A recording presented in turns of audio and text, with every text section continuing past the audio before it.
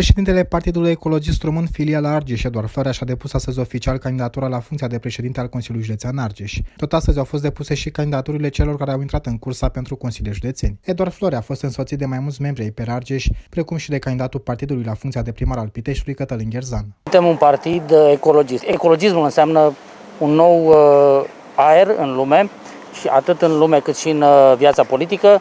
Suntem cei care încercăm să revigorăm orașul, să-i dăm un nou imbold, să schimbăm tot ceea ce nu a fost bun în oraș. Eduard Florea a afirmat că PR își dorește să aducă o schimbare în clasa politică și să promoveze un mediu curat pentru viața argeșenilor, dar și pentru investitori. El a afirmat că majoritatea candidaților partidului sunt întreprinzători și a subliniat că, așa cum a reușit să aducă Argeșul pe harta transportatorilor și a logisticii în Europa, va reuși să ducă județul nostru pe harta investițiilor europene. Ne-am depus candidaturile cu toții pentru Consiliul Local, pentru președinția Consiliului Județean și la Primăria Pitești, cu gândul de a aduce un suflu nou în politica argeșeană, de a ecologiza atât mediul politic cât și ambientul în care trăim zi de zi în această urbe. Am pus pe harta Europei partea logistică, ne dorim să punem pe harta Europei și județul Argeș din punct de vedere al investițiilor.